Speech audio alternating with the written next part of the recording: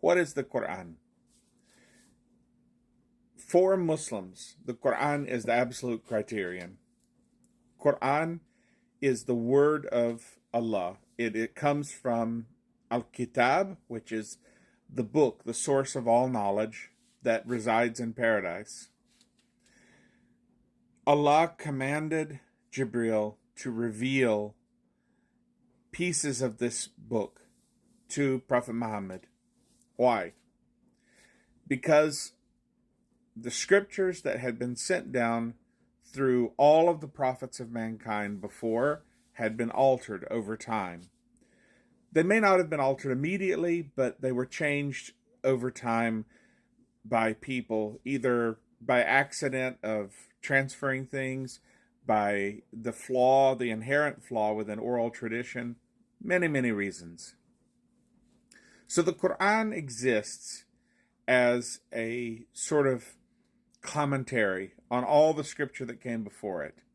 Not just the Abrahamic scriptures, like the Torah and the books of prophecy and the Gospels and things like that. Although that is the primary focus, because most of what was recorded through the Abrahamic faiths. But we know, because of an authenticated hadith by Prophet Muhammad, that there were 125,000 prophets of some sort sent down from Adam to Muhammad. And some people who are not Muslim kind of reject Adam as a prophet, but you have to understand that a prophet is somebody who conveys knowledge about Allah. So since Adam was created in paradise and existed in the presence of Allah before being cast down to earth, Adam had unique knowledge. Adam set the foundation for his children, for his grandchildren, and for other aspects, for other peoples of humanity that were created. See, we have this idea that that Adam and Eve and then everybody else was brought up from that. That's what's taught to us as Christians, but that doesn't make any sense, really. Because in the Bible, we're only told about Cain and Abel. Who did Cain and Abel marry? And then in the book of Genesis in the Bible, we're told that they go off to the land of Nod. So who established this land if there were no other people? So there's a lot of kind of gaps. Some of the Jewish texts talk about how there was a twin every time they had a child. So when Cain was born, he had a twin sister. When Abel was born, he had a twin sister. When Seth was born, he had a twin sister. That's not in the Bible. It's not in the Qur'an, but it's something that the Jews have in some of their texts. Do we accept that as fact? No, but it does make for interesting stories. There are interesting concepts that can be brought about. And sometimes that's what stories are for. Stories tell us ideas. So the Qur'an helped us to get everything into concrete form. Why was the Qur'an sent down to Prophet Muhammad in the time that it was sent down, in the Arabic language? Very simple.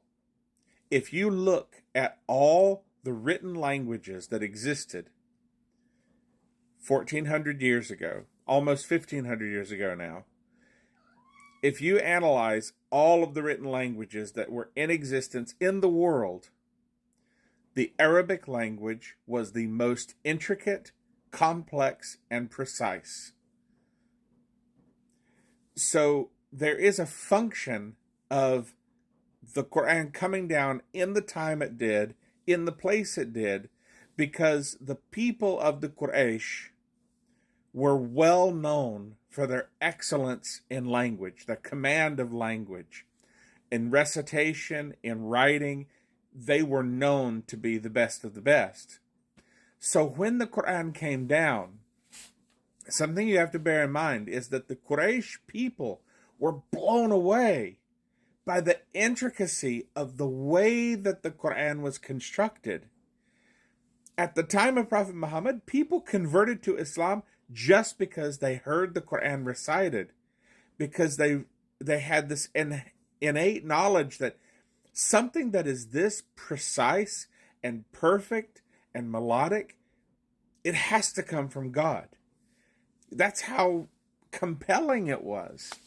And it loses something 1,500 years later when you just hear it in English. It does lose something.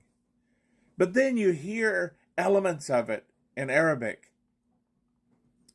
And if you hear things over and over like this, أعوذ بالله من الشيطان الرجيم بسم الله الرحمن الرحيم قل أعوذ برب الناس مالك الناس إله الناس من شر الوسواس الخناس الذي يوسوس في صدور الناس من الجنة والناس.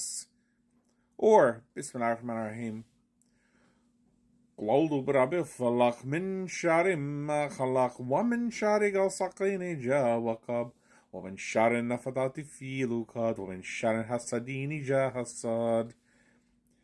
You know, there's a rhythm, there's a pattern, and when you just hear those two little short surahs, and my Arabic pronunciation is nowhere near as beautiful as someone like Muhammad Jibril or some of these other fantastic orators, but there is something to that Arabic that is very powerful, and there's that rhythm and pattern that is embedded within the Qur'an.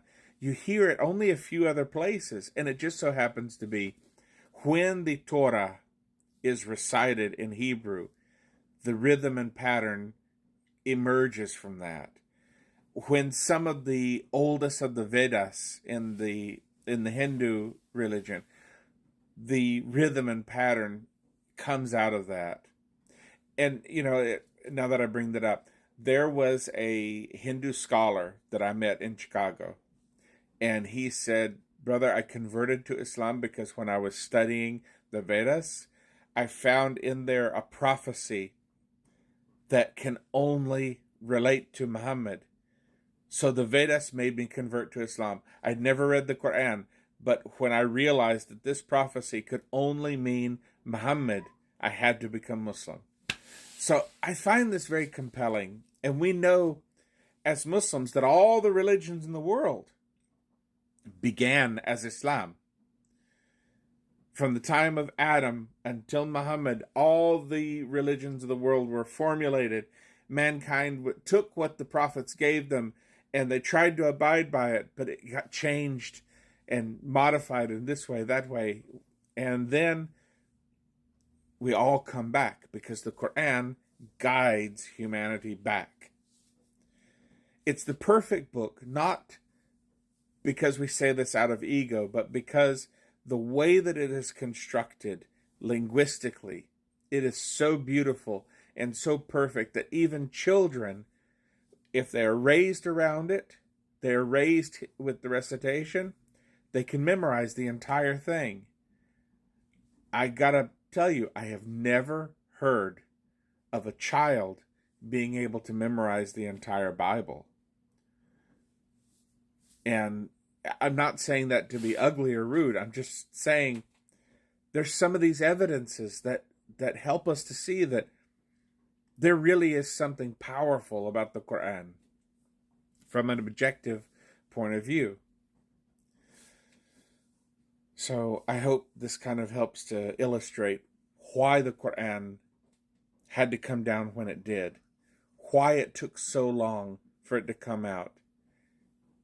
Because ultimately, it took all that time for Allah to continue to evolve mankind intellectually to the point where our language, our written language, could contain a huge amount of knowledge and could be conveyed directly from Gabriel to Prophet Muhammad to the written word. And a lot of people poo-poo this, but the fact remains that Prophet Muhammad had the Qur'an written down in his lifetime. Was it compiled in the exact order that we have it today? Was it a book that you could flip through? No. But everything that we have today was codified and verified by Prophet Muhammad before he died. Assalamu alaikum.